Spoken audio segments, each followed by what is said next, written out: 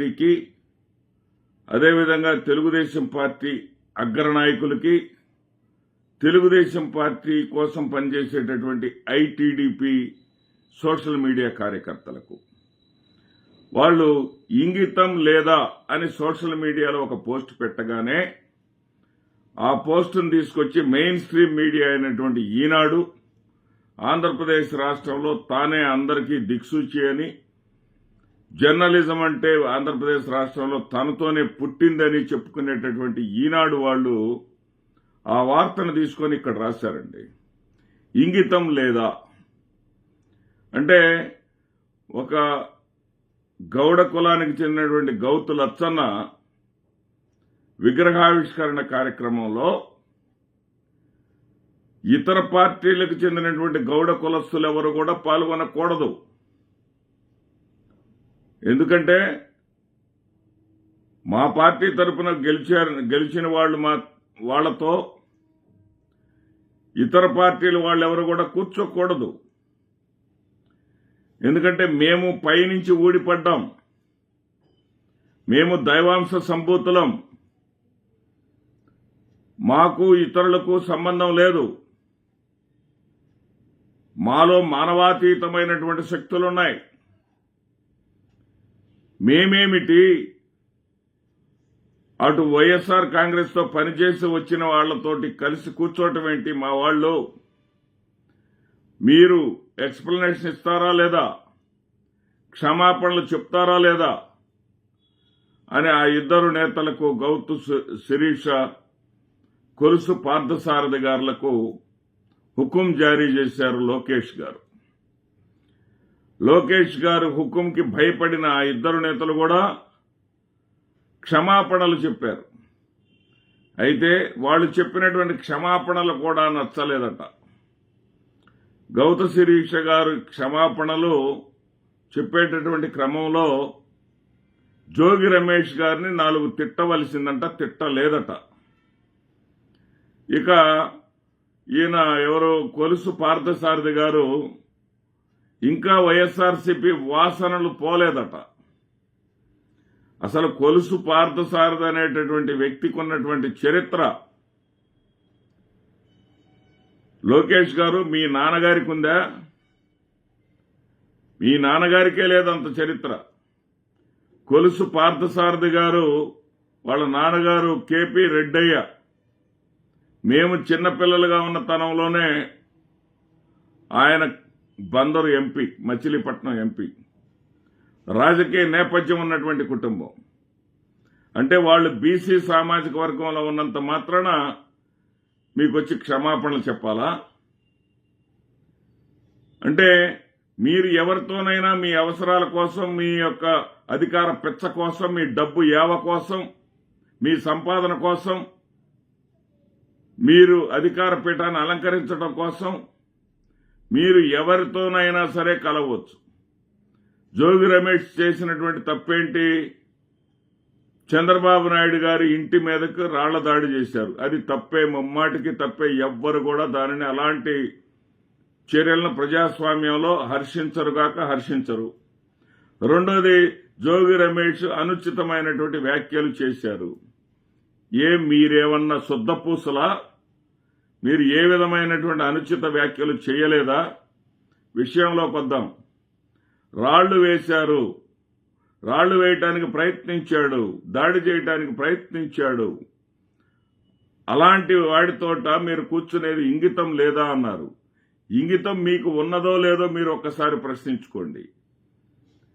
కుటుంబ సమేతంగా హోంమంత్రి అమిత్ షా తిరుమల శ్రీవారిని దర్శించుకోవడానికి వస్తే ఆయన కారు మీద రాళ్లతో దాడి చేసినటువంటి మీరు ఆయన అపాయింట్మెంట్ కోసం సాగిలపడటం కోసం ఇంగితం మీకు ఉన్నదా లేదా? అంటే మీరైతే ఏదైనా చేయవచ్చు, బడుగు బలహీన వర్గాల వాళ్ళు ఏమీ చేయకూడదా? బడుగు బలహీన వర్గాల వాళ్ళు ఏమి చేసినా సరే మీకు వచ్చి చేతులు కట్టుకొని క్షమాపణలు చెప్పాలా?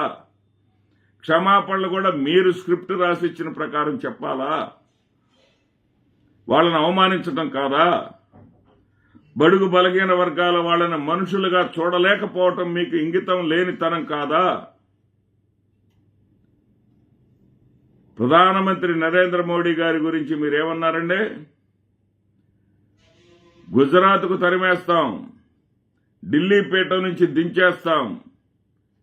యశోదాబెన్ భర్త యశోదాబెన్నే సరిగా చూసుకోలేని వాడు ఈ దేశాన్ని ఏం పరిపాలిస్తాడు? బంగాళాఖాతంలో కలిపేస్తామన్నారే, మరి ఆయన ఏమన్నా తక్కువ తిన్నాడా మీ గురించి? పోలవరం ప్రాజెక్టుని కమిషన్ల కోసం కక్కుర్తిపడి వాళ్ళు కట్టాల్సినటువంటి ప్రాజెక్టుని మీరు లాగేసుకొని ఏటీఎం లాగా వాడుకున్నారని చెప్పారే. అలాంటి అమిత్ షా, అలాంటి నరేంద్ర మోడీ, అమిత్ షాల యొక్క అపాయింట్మెంట్ల కోసం సాగిలపడ్డారే మీరు. సమాజం సిగ్గుపడేలాగా ఉన్నదే. అలాంటి నరేంద్ర మోడీ అపాయింట్మెంట్ కోసం, రాళ్లు వేసినటువంటి అమిత్ షా యొక్క అపాయింట్మెంట్ కోసం ఈ లోకేష్ సాగిలపడుతున్నప్పుడు చిన్నమ్మ పురంధేశ్వర గారిని తీసుకెళ్లి ఢిల్లీలో మరి దండాలు దశకాలు పెట్టినప్పుడు సోషల్ మీడియాలో పోస్టులు పెట్టడానికి మీకు ఇంగితం లేదా? అప్పుడు మీ అవసరమా అది? తెలుగుదేశం పార్టీలో చేర్చుకునేటప్పుడు కొలుసు పార్థసారథి గారిని మీకు ఇంగితం లేదా? ఆయనకు మంత్రి పదవి ఇచ్చేటప్పుడు మీకు ఇంగితం లేదా? అంటే మీదైతే ఒక న్యాయము, ఎదుటి వాళ్ళదైతే ఒక న్యాయమా? మీదైతేనేమో సంసారము, ఎదుటి వాళ్ళదైతే వ్యభిచారమా? మీదైతేనేమో సాంప్రదాయము, ఎదుటి వాళ్ళదైతే అరాచకమా? ఇదేమి విధానం అండి? ఇది ఎక్కడి విధానం అండి? పవన్ కళ్యాణ్ గారి గురించి కూడా తెగ మాట్లాడారు. పవన్ కళ్యాణ్ గారు మీ గురించి ఏమన్నారు? మీరు పవన్ కళ్యాణ్ గురించి ఏమన్నారు? ఒకసారి గుర్తు తెచ్చుకోండి. పవన్ కళ్యాణ్ గారు మీ గురించి ఏమన్నారు? సొంత తన తల్లిని దూషించావు లోకేష్, నీ పార్టీని అధపాతాళానికి తొక్కేస్తాను. మీ తండ్రి కొడుకులను మించినటువంటి అవినీతి పరులు ఈ దేశంలోనే లేరు అని చెప్పేసి అన్నారే. మీ అధికారం కోసం, మీ అధికార యావ కోసం, మీ అధికార పీఠం కోసం, మీకు అధికారం దక్కటం కోసం, మీరు డబ్బు సంపాదించుకోవటం కోసం అతను దగ్గరికి వెళ్ళి, అతను ఉన్నటువంటి హోటల్కి వెళ్ళి, మీరు అతని దగ్గరికి వెళ్ళి సాగిలపడిన రోజున ఇంగితం లేదా మీకు? ఇంగితం లేదా మీకు? ఏమి బీసీలు తోటి బీసీలను కలుపుకుంటేనే మీకు పార్టీలు గుర్తుకొచ్చాయా? మీరు కమ్మ గ్లోబలైజేషన్ సదస్సులు మీరు పెట్టుకోవట్లేదా? మీరు కమ్మ సదస్సులు పెట్టుకున్నప్పుడు అన్ని పార్టీల్లో ఉన్నటువంటి మీ కమ్మ సోదరులు రావడం లేదా? దాంట్లో కాంగ్రెస్ వాళ్ళు రావడం లేదా? బీజేపీలో ఉన్న మీ కమ్మ సోదరులు రావట్లేదా? వైఎస్ఆర్సీపీలో ఉన్న మీ కమ్మ సోదరులు రావట్లేదా? అప్పుడేమో మీ వాళ్ళు, ఇప్పుడేమో బీసీలు. ఇదెక్కడ న్యాయం అండి బాబు?